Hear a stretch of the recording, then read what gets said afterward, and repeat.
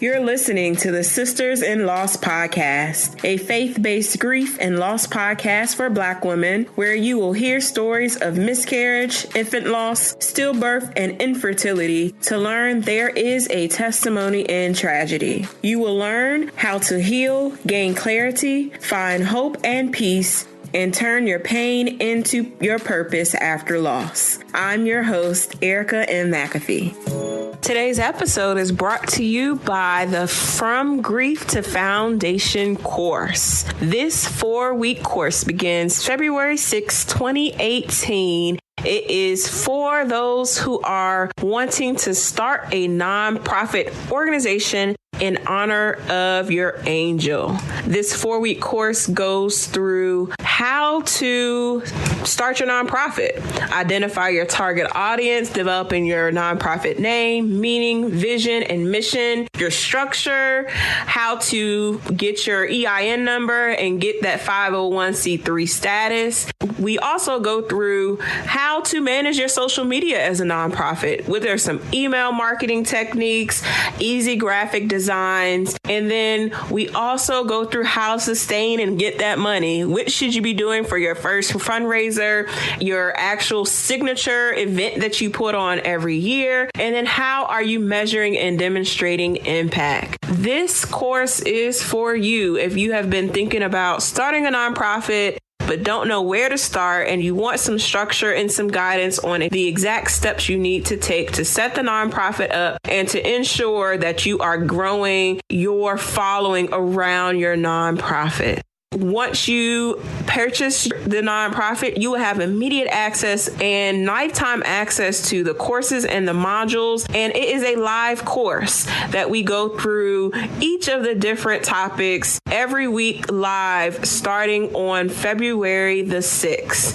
The course is $197, and if you enter with this discount code, you will save $100 on the course. So the discount code is SAVE100. So to register for the course, go to bit.ly/nonprofit course. All one word, all lowercase. That is bit.ly/NONPROFITCOURSE.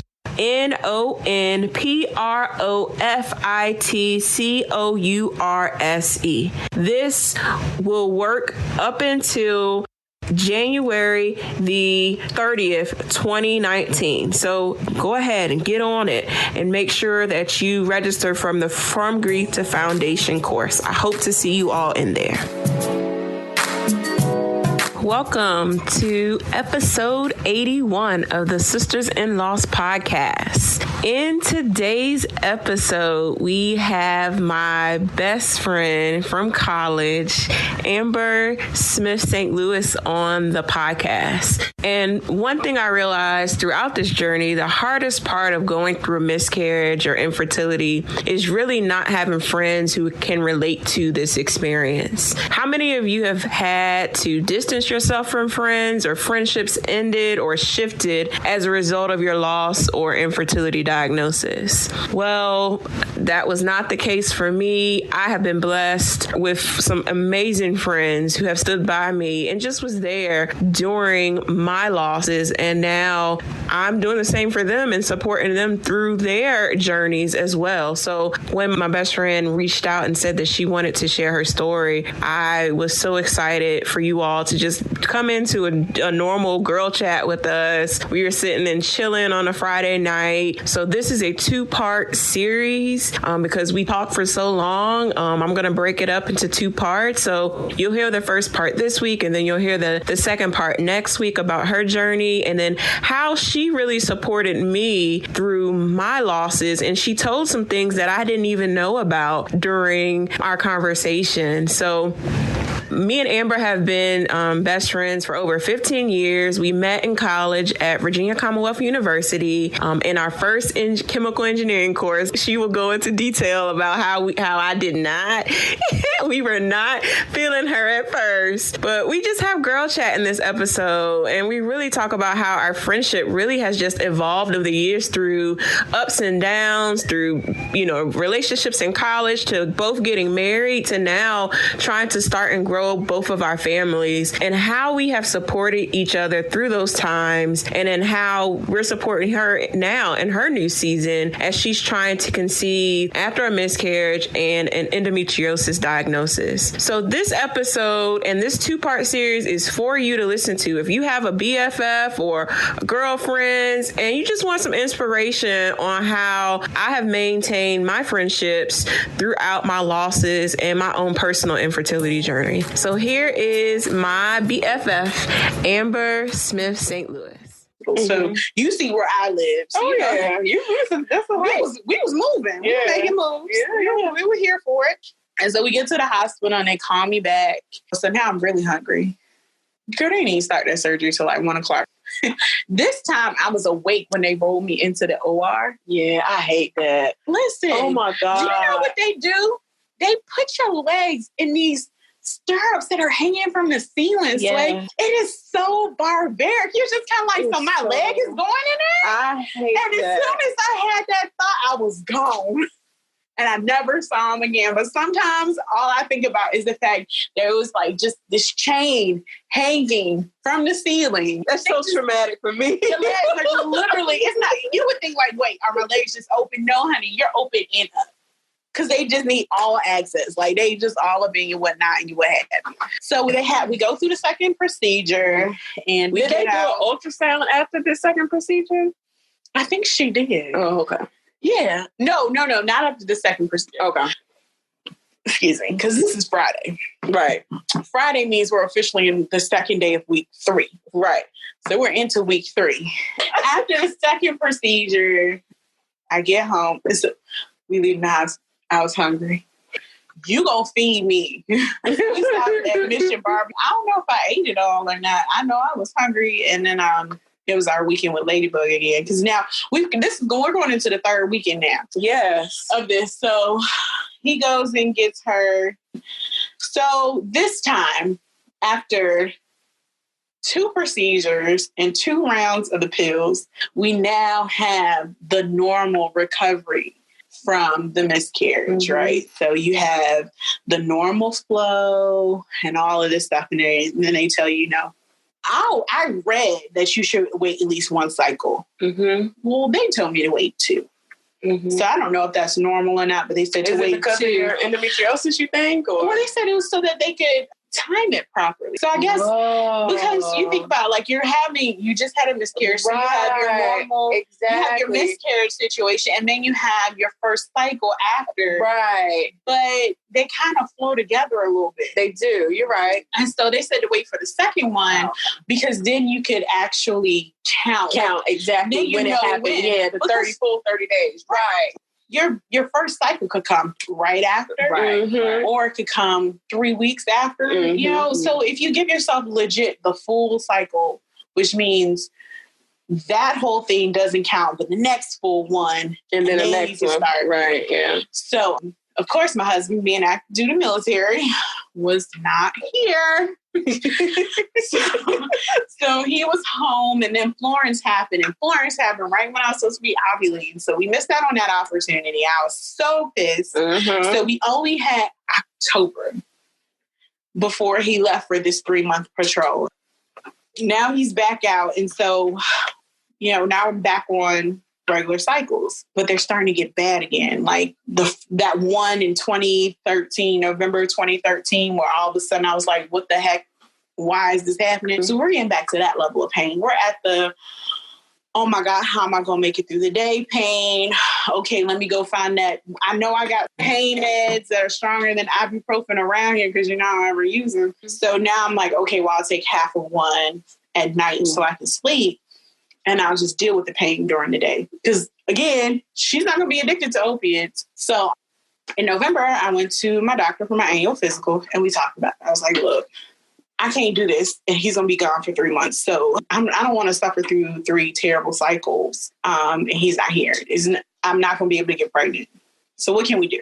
So we looked. She told me I had 2 options. We could do Orlissa, which is the new endometriosis drug, or we could just do birth control. Because I was going to come in and be like, yo, let's get this birth control thing going and we can rock with it. So we decided to try Orlissa rather than birth control.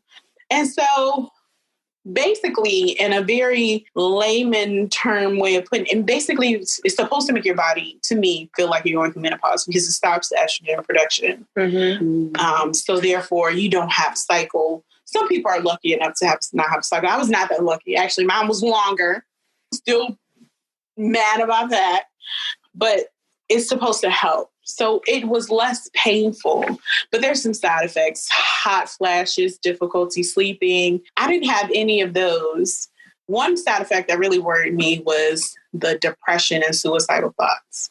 Because I suffered from depression and suicidal thoughts as a teen. And actually, because I was so, all my pain, I do believe is purposeful. Because listen, in order for me to go to college and have my different world experience. We love that show. Yes, it's my favorite show. Because that's what I thought college would be like. I thought it was going to be like a different world. In order for me to go to college and have a different world experience, I needed to get over my fear. My parents knew that I did not like to be at home alone. Like, what teenager doesn't like being at home alone? But I would be literally scared, paralyzed, scared. When I would take the bus, sometimes I would think people were following me. I was super paranoid. I had a lot of fear. And there were some other issues associated. And my senior year in high school, I had my counselor set up a meeting with my mom. And so we called her in and we talked about everything that was going on. And I was like, look, Mom, I want to go to college. And so in order for me to have fun and have my different world experience, like legit, I said this, I need to go see a counselor. Because again, that's how you know I'm born to be an engineer, because logic trumps emotion. I needed to go to therapy because I wanted to enjoy college and for no other reason than that. So we got into therapy or whatever. So, but because I had been through that as a child or as a teenager, taking a medication that would potentially cause that. And no, I really didn't disclose that to my doctor. She didn't ask, but it was cool because I knew what I was stepping into. You knew what you were getting into, right? So again, I told my circle, I told my angels, that hedge of protection that we're always praying for, you got to engage the hedge of protection in order for it to protect you, right? You got to turn it on. It's like a light switch. If you don't turn on the light, it can't help you. You're just going to trip over crap. So I told everyone, look, y'all know I have endometriosis. I'm about to start this medication. One of the side effects is potential suicidal thoughts and depression. So if I don't seem like myself, call my sister and tell her, and she'll take it from there. And I told the same people that I told when I got pregnant, I told them about that too. Because I needed folks to know, because my husband's not here. And you know me, bad things happen, but I can joke through just about anything. But if I'm not cracking jokes, if I'm not engaged, if I'm not responding to emails and text messages and stuff, something's not right. And then you need to go check on your friend. People having things, hey, go check on your friends. Yeah, check on, no, for real, check on this one. Because my husband's not here. And I guess it's because I need to make sure he's okay. I need him to know that I'm okay. And so I just needed people to make sure that I was okay so I can make sure he was okay, if that makes sense. But I had to take care of myself. It also forced me to kind of slow down. So right now, if I feel like doing something, guess what? I'm not doing. That's something. Blaming on the Orlissa. It's not really Orlissa's fault. I just don't feel like messing with you today. So I'm on week. Tomorrow, I finish week 2 of the Orlissa. The worst thing that I have had is the dizziness. Oh, really? Yeah. And it's all dependent on how well I eat. So if I'm eating and drinking enough water, not very dizzy. But if I'm not eating right, and if I'm not drinking enough water, girl, that dizziness will put you down. I was going to church. I swear to God, I felt like I was walking like a drunk person because I was moving. Yeah. It was terrible. And when we were standing to pray, if you're Catholic, you sit down, stand up a lot. Every time I would stand up, dizzy. every time I would sit down, dizzy. And I was just kind of like, look, what is different about today than the other days? And I was like, well, you know what, Amber? You didn't drink any water this morning. Mm-hmm. You know what, Amber? You didn't eat anything this morning. But you took a pill, but you didn't drink anything. You didn't eat anything. So in order for my body to process this, I had to just overall do better. So I need to work out because working out generates endorphins. Endorphins make you happy, but I also need to work out because it helps me to sleep. And then when you sleep well, you feel better, you work out, eat right, you drink plenty of water. All of those things to me combated whatever negative chemical things were happening because I was on this medication. Mm-hmm. So did it work? Yeah, I'm just finishing up my first cycle on the Orlissa. Mm-hmm. It took the edge off. Mm-hmm. I still was popping ibuprofen pretty regularly. Mm-hmm. And so they have an app. It's called Ori for me. And so, I was like letting them know, like, nah, bro, this ain't working. It ain't working. But it says that for some people, it took away this cycle. But it did take the edge off. It made it much, much more bearable.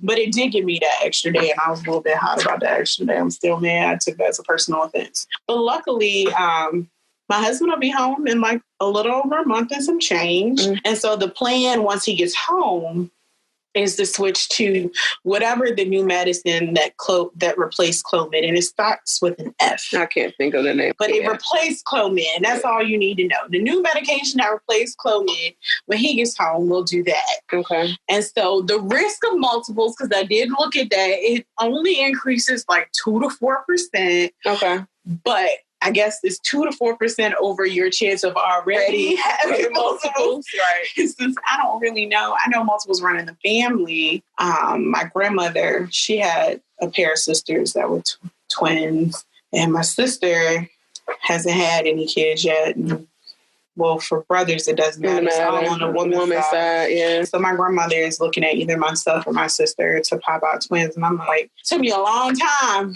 Oh, Jesus. to get to this place where yes, Lord. I'm willing to accept whatever God puts before me. And so that is a lifetime of learning to get to this point where if God decides to bless me with one kid, I'll be happy. If he decides to bless me with 2 kids, I will be happy. I'll be stressed. No, you be fine. I might be poor, but I'll be happy. And if it's more than that, we'll figure it out. But we'll still thank God, regardless of whatever it is he puts in front of me at this point. I think that's what I learned. And even if it means no kids, maybe it means we adopt. Mm-hmm. I just want to be somebody's mom. I think that's the part of this journey that I think I've learned is just, it don't really matter how you become a mom. Mm-hmm. I mean, you became a mom. Now let's not discredit that. You are a mother. You a mother by marriage, right? I got it late though. I got in that sweet spot where I didn't have to potty train. Right. I didn't have to change diapers. And so let me just tell you, honey, there are definitely some plus sides to adoption. And if I had to adopt, I'm not adopting a newborn. I'm going to go look for that nice 4 or 5 year old where they don't have too many bad habits yet. And I'm going to take the money I would have spent on childcare for that 0-month-old. And I'm going to go ahead and put this kid in this lovely pre-K private school. Uh-huh. And we just keep on rolling because we bypassed, hopefully, the potty training part. And now all we have to do is break a couple bad habits. But I do believe nurture wins over nature. Of course. Always. Always. But yeah, I think I'll be a pretty good mom. She will. I think I'll be hilarious. Can you imagine? I can imagine it. Every bit of it. Oh my God. Oh Lord. So it's a world ready. So let's talk about, since Janarius has left, how have you really dealt with this loss? Oh wow. Because you're by yourself now.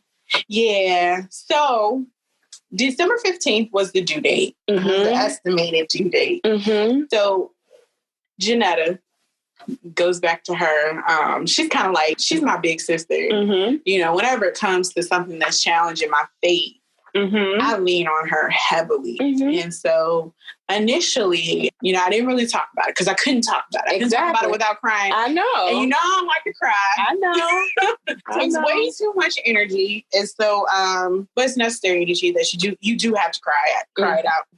She invited me to go see Priscilla Shirer. Yes. I remember that. So I went to that Priscilla Shirer conference.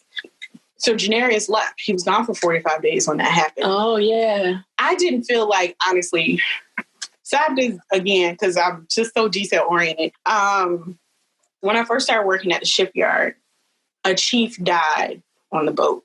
He was electrocuted. Oh, yeah. He had family in town. He and his wife were celebrating an anniversary. They were racking in a breaker.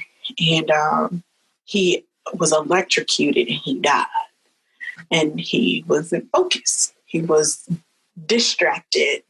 And he was wanting to get out of there because he had family in town. Yeah. So my biggest fear, having married an EM, is that one day he will be distracted, rushing, trying to get home or concerned about something. And so a lot of what I do when it comes to protecting him and making sure he's focused is some things I'll wait. And so if he's going to go out on deployment, we'll process things.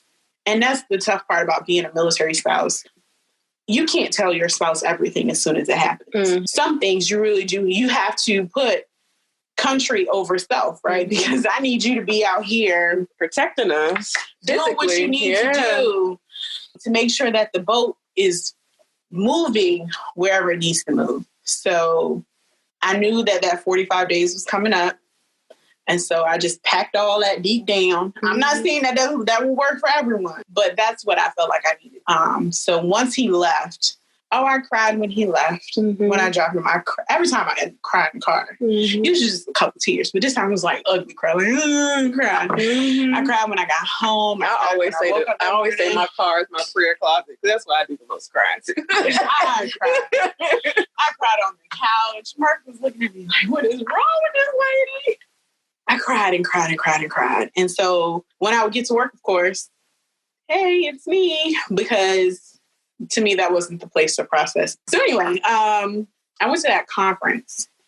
And, you know, God put you in places where you have to deal with things. Oh, yeah. That you don't want to deal with. Oh, absolutely. And I wanted to cry personally and privately. I was not trying to cry in front of these people. So we get there, you know, Priscilla's brother, whatever his name is, Todd or something like that. He's out, he's singing. I'm like, raising my hand. That's it. I sit down. I receive everything she has to say. I'm like, wow, you know, she really touched my heart.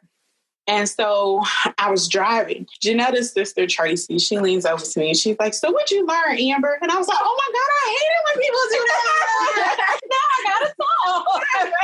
I hate that. Starts bawling. And I was like, no, I don't feel like crying right now, Tracy. We don't have to cry. Like, no. She's like, I'm sorry. And so we're in two different cars. We're in two cars, right? So I'm sitting in my car and the windows are rolled down because it's Charleston and July, so it's hot. And Janetta's sitting in the car right beside us.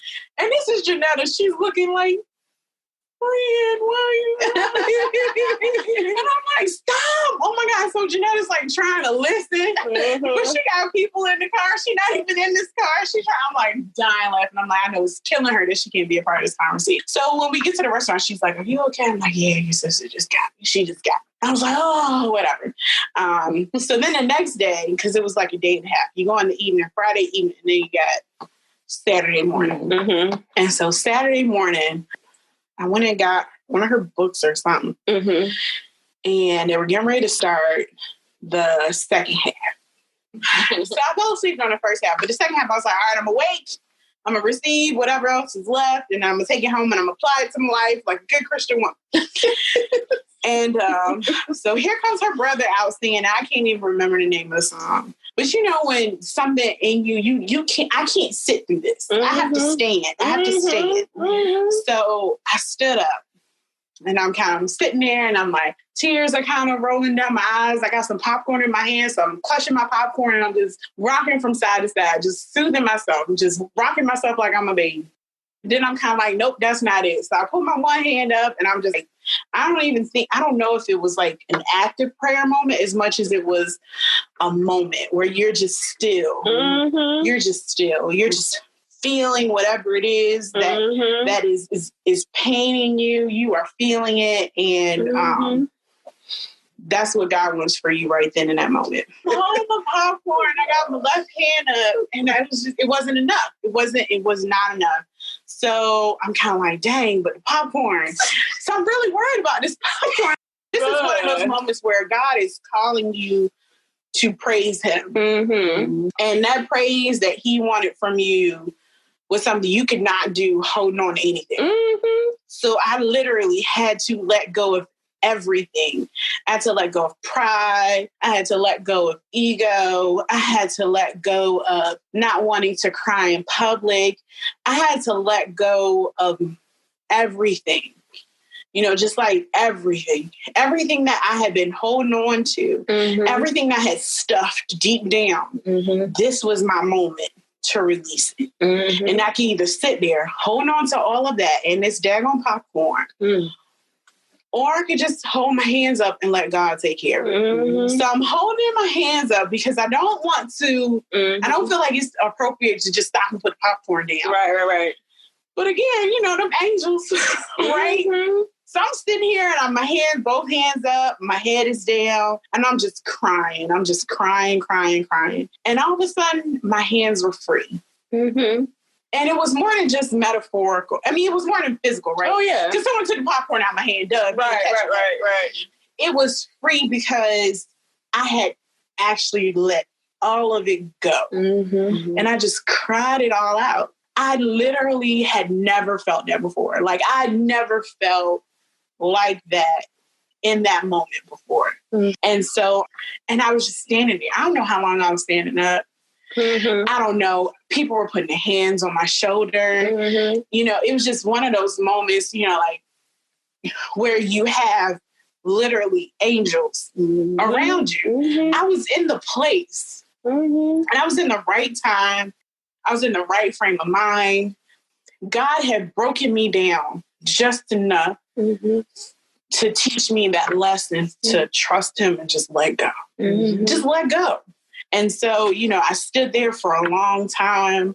I'm sure there were lots of people in the stadium who were having that exact same moment. Mm-hmm. And I was not worried about them at all. It was one of those moments where I was not worried about taking care of anyone else. I was not worried about how I looked. I was not concerned about anything. All I could do was hold my hands up and just say, I trust you, God. And I think it was just like, I trust you, God. I love you, God. I trust you, God. I trust you, God. Because he couldn't have put me through this without a purpose, right? Mm-hmm. There's always a purpose with that pain.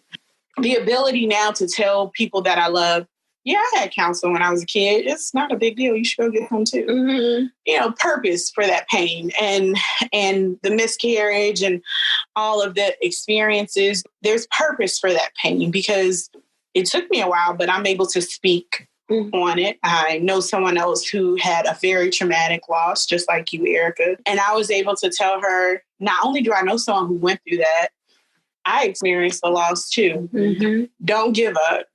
You could not have done anything to prevent this. Right. You're not a drug user. You don't drink alcohol. So there's literally nothing that you could have done to prevent this. You don't have some self-inflicted issue that would require you to feel like there was something you could do to change this. And so, I was just standing there in Charleston. Biggest breakthrough I've ever had in my relationship with God. And so that started it. Mm-hmm. Because when I got home, I didn't cry the next day when I got home. I didn't cry for weeks. I didn't cry for months. The next time I cried was when that person I knew who had lost her child at 7 months. That was the next time I cried. And I cried more for her than I did for myself. So that was the starting point. Mm-hmm. I just needed space to feel comfortable. Mm-hmm. And I would have never thought that the comfort would have come in front of like thousands of people. Like, that was not what I thought. In the most public place. But you got to think too, when, back in the day when we used to go to all those conferences for the MLMs we used to be a part of, when you're in a stadium like that and everybody's in worship, the power of the Holy Spirit just moving in general. So you have nothing else but to do, but to just be like, Lord, just let me surrender. Like literally, let me surrender and give it all to you, you know. So I'm so happy that you experienced that. Yeah. So I never really talked about my Priscilla shower experience because even though it was in front of that many people, it felt super personal. It felt like, no, it was just you. It was just you and God. It really was. I never, because I didn't want to be one of those people, one of those Christians, you know. And I was just kind of like, oh, okay, so that happened. And everybody's breakthrough may not come in the stadium. Yeah, right. They may have their breakthrough in a car or wherever they are. But you have to have that breakthrough where you just like, God, like, I can't, you got to take the wheel. Like, I can't do this on my own. No. I need you, Lord. Like, I need you right now to heal me. Yeah. So, oh my gosh. So then things went pretty good. And then Janarius is getting ready to leave. So, of course, that's tough. And so, again, Janetta. She says, okay, we're going to do this plan on Bible app together. And it's called, she sent that plan to me too. Girl, that plan. She said that. Well, she had sent that plan to me probably early in the year. They told me that I needed to pass that plan out to everybody in my group, in my Facebook group. What's the name of it again? She's gonna pull it up for us. I'm not even gonna guess. We're gonna link it to the group. So you all can start off the year right with going ahead into your Bible. Yes. Let me tell you, as YouVersion opens up, that thing was awesome. It was supposed to be 5 days. Right. Or like, it was While I Wait. Lincoln Brewster, While I Wait. It's supposed to be 5 days. Took me a month and a half. Because, honey, I couldn't read it. You weren't ready yet. I would read one day, and then I would be like, all right, I'm going to do it the next day. You know what? I couldn't do it yet. I couldn't read it. Because day one had not made sense yet. Day one, I wasn't through processing it. I hadn't digested day one yet. And so I couldn't do it. We couldn't get to day two because we were still on day one, and I felt bad. You know how like you feel bad because like it's a timeline. It's day one and then you do day two. And then you get the notification. And 4 and then 5. Right. And so every day you get the notification. Like, I don't want to be late. I like to be on time. The engineer me. And so you know what I thought of? The creation story. So I thought about the creation story, and it was so random because I was giving myself a hard time because I was like, oh man, I'm so tired, but I need to go read this one thing. And I was like, but I'm not ready yet. Like I wasn't ready to receive day 2. Oh no, it was like day 2 or day 3. I was just like, I'm not ready yet. And so I was just like, man, but you're supposed to do each day. And then all of a sudden the creation story popped in my head. It was like, God created heaven and earth and all the beings in 7 days. But a day is like eternity to God. So you mean, are you going to go by man's day or are you going to go by God's day? Which day are you looking at? Who are you concerned about in completing this in 5 days? It's not Janetta, because Janetta isn't going to judge you. Who are you worried about? And so that's when I was like, I'm going to give myself a break. Because when I'm ready to receive the next day, guess what? I'm going to read the next day. And I think I got to look and see which day it was. What was the Bible plan called again, Amber? While I Wait. Lincoln Brewster, While I Wait. So I'm going to link that in the show notes for you all. It talked about while you're waiting. Here it is. The best part about this is that God has uniquely wired each of us to serve in an area where he can most naturally use our gifts and talents. So our passions can often be executed through service. So when I read that, I thought of you, Erica, right? So you think about, was it day 3 where you worship through your pain, right? And so it starts off with like, you're going to wait because God is going to move when he's ready to move. I forget what day 2 was about, but it was day 3 and 4 that stuck with me. Day 3, I will worship through my pain. Made me think of Erica because if she's not the definition of worshiping through her pain, she took something that was terribly painful and super personal, and she took that and shared it. Not with just a couple people, but with the whole wide world, right? And then the next thing was you can take your passion and you can serve. So while you're waiting, you should be serving others. That's hard. Isn't it? That's so hard. God, Lord. In this way, I'm going to serve others. And you know what? Something that I had not done in a really long time. And, I was real big on volunteering. I always volunteer. Yeah, you do. Yeah. I'm always volunteering for something. But I had kind of got bogged down in the last couple months, kind of like, I'm feeling bad for myself. Or just in an overall, I don't feel like dealing with you people kind of attitude. Mm-hmm. And I was like, you know what? That's not right. And that's not me. And I'm going to get back to me. So since he's been gone, I have been volunteering. I've been giving more genuinely, right? So I'm in the Spouses Association, president of the Spouses Association, and, been more being more genuine in that giving. December 15th, the day that my little What to Expect app or Glow app said that I was due, I went and laid wreaths at the Hampton National Cemetery. So it was wreath day. You did. So that's what I did on that day. So instead of sitting at home crying, I went and laid wreaths. Right? Each one. And so what they tell you to do is you take the wreath, you go to the tombstone, you say their name, and you say thank you for your service. I did that like 50 times that day. Wow. And then I walked around and I looked at all the tombstones of all the people who had sacrificed for this country. So that's what I did. I purposed my pain. Instead of sitting at home feeling sad for myself, wondering what could have been, I went and did that. So the next time that I cried was Christmas Eve. Oh, Christmas Eve was hard because Christmas Eve, I was supposed to be at home with my husband and my baby. Right. And instead I was home by myself and my dog was at the kennel because he needed to run around and play and I was going home the next day. So I had myself a good cry Christmas Eve.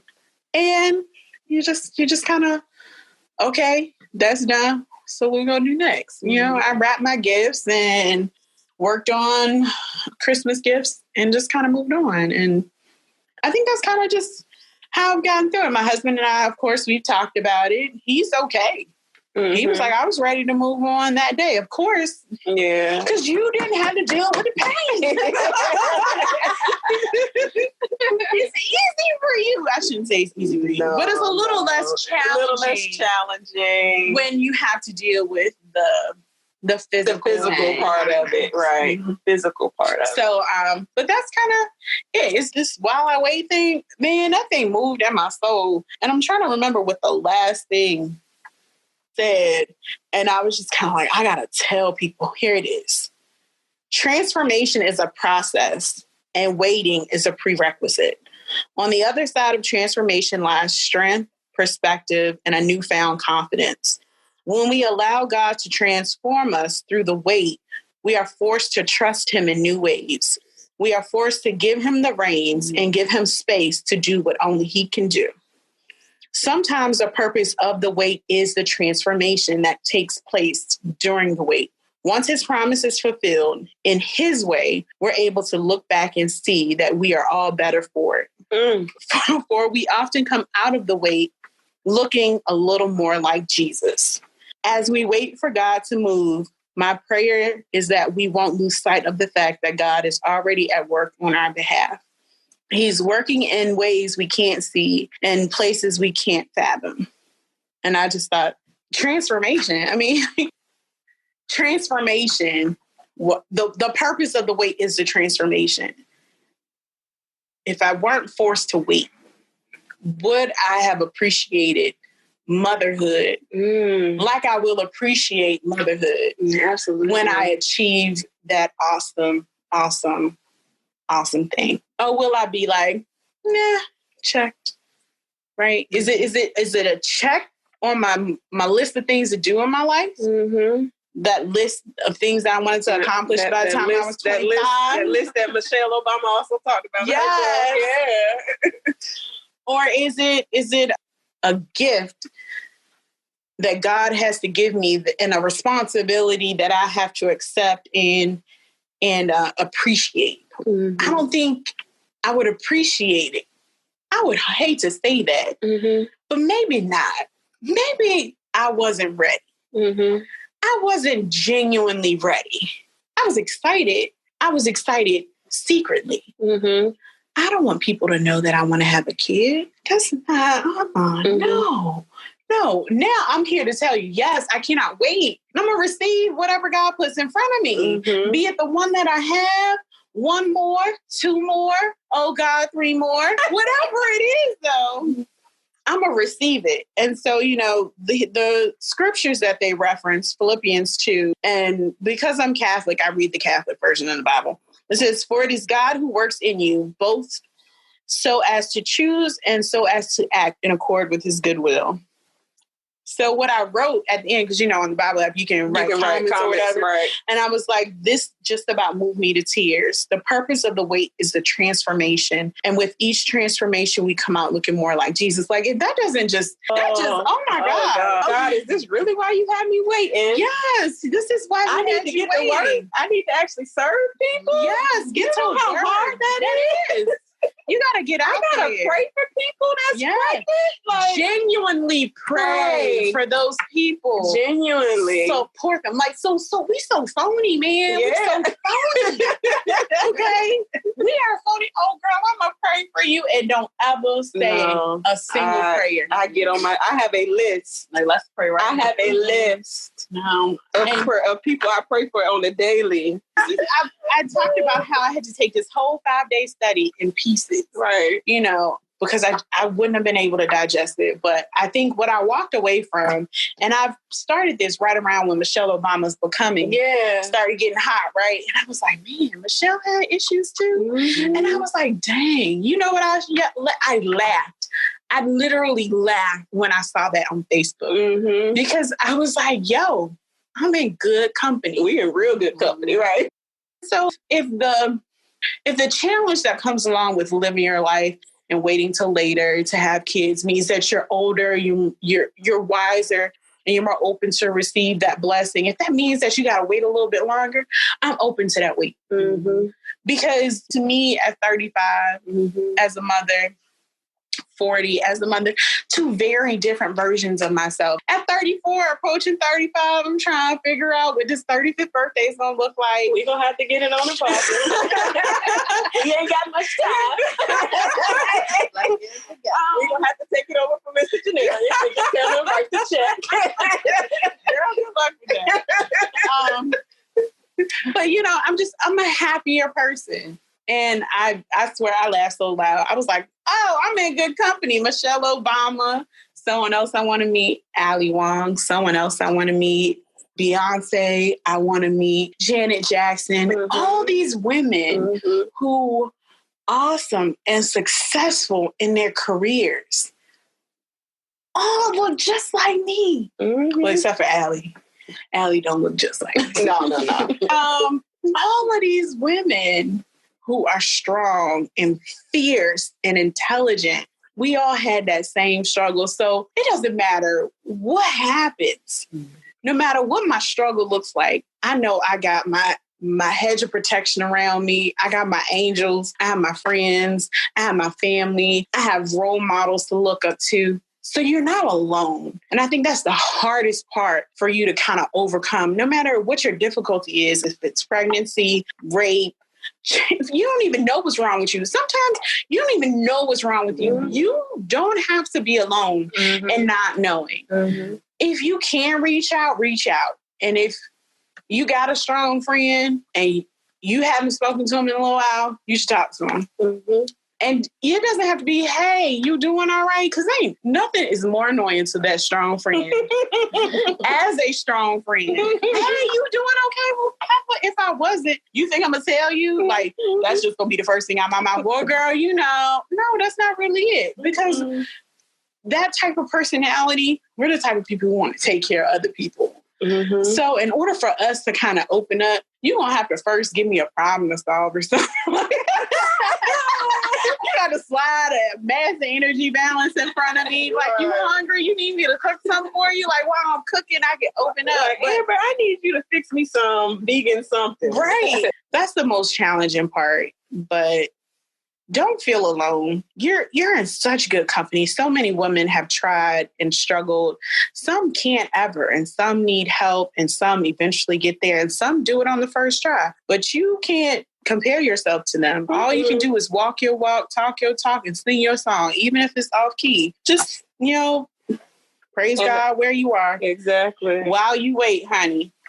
So as we wrap this up, how can friends support friends through infertility and loss? Man, so I think the most important thing is answering the phone. Mm-hmm. Because I don't call often. Mm-hmm. But when I call, especially for me, it's because I genuinely want to talk to you. And it might be because I don't feel like being alone right now. But I'm going to make it seem like it's because I'm calling to check on you. So just answer. Because clearly that's what you did. When you don't know what to say, it's okay not to say anything. Mm-hmm. But fix your face. Like, if you're going to come to that friend and you got the broken, sad face, we don't want to see that.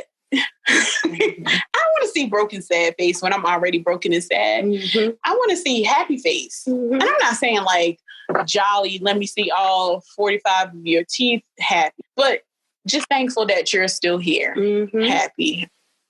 It never hurts to go out. I know for you, after BJ, we gave you a couple months. Mm-hmm. And then in January, we came. Y'all came. We came down. That came to Charlotte. Yeah. We took that long bus ride. You remember that? Mm-hmm. That bus ride was terrible. It snowed. Lord, y'all, they love me. They came in the snow. We were talking about you. I think that's one big thing is to be there. To make plans. Mm-hmm.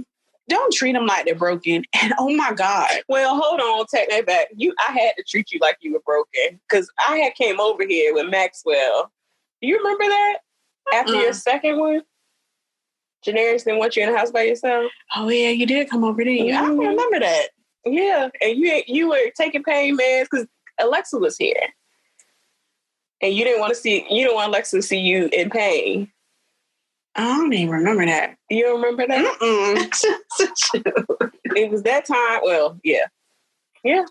Yeah. What did I do? What did you do? Oh, you made me take my payment? Yeah. Oh, girl, that's because of NPR. I remember because, no, Maxwell was not with me. It was you and Rita. It was just me by myself. Or maybe she had came over here another time. It might have been another time. It must have been another time. She did. Yeah, that was a whole other time. I think it's just being there, being present, and it's not that you have to validate the feelings, but you can't invalidate them. Like when you said that one friend, and I still have not forgiven her yet because that really hurt my feelings that she said that to you, told you it would be okay because you got more.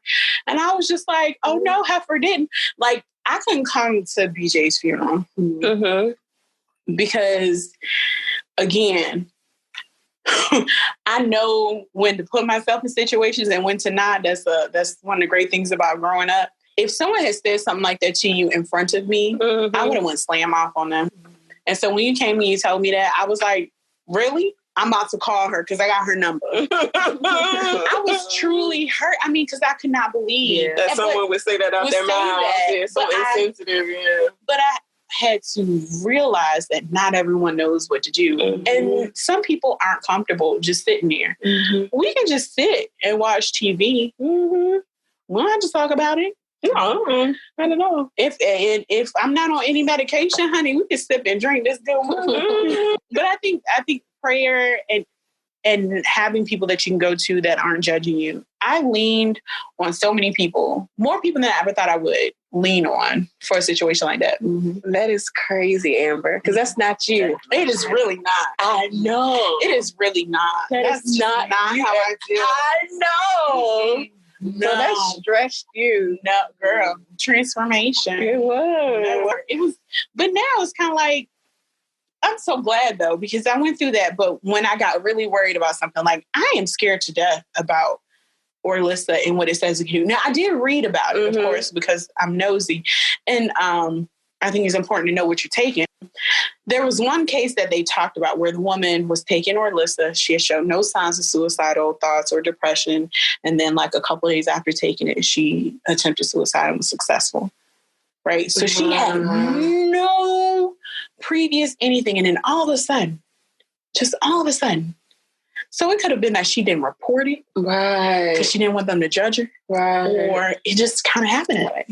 And so that's scary. Check on your friend, take it or listen. Check on your friend in general, right? Check on your friend. Not just Orlis. I shouldn't do that. I should not do that to your drug company. Listen, a Bevy or a BV or however you pronounce your name, I think you made a great medication, and I appreciate that they are so open and honest about the potential side effects, because I think you should know, but I also think if you're concerned about it, and that was just me being concerned, that's me being overly cautious. Somebody out there might not care, not one bit, but for me, I learned to lean on other people to know that this is what's going on. But it's not like someone calls me every day, say, Amber, you trying to slice your wrist? Like, no, that's not really it. It's just sometimes other people recognize personality changes before you do. Right. And regardless of whether or not you're taking a medication or not, you need people who you trust to recognize those personality changes so that they can help you out. But yeah, I think that's the most important thing is having people around you that you trust and then listening to them. Right. And so I think that's important. I don't know. Oh, man. Well, thank you, Amber. You're welcome. That was not as bad as I thought it was going to be. I thought I was going to break down in tears. No, it's good to hear it from your perspective, because I always, you just never know. You never know. And then you have a platform like this now where you can share it, and then we can just talk about our friendship and just how it's evolved through all of our pains and our troubles. And I just can't wait to hold God's promise in my hands. Oh, girl. Yay. Or promises. Oh, Lord. You said it. I didn't.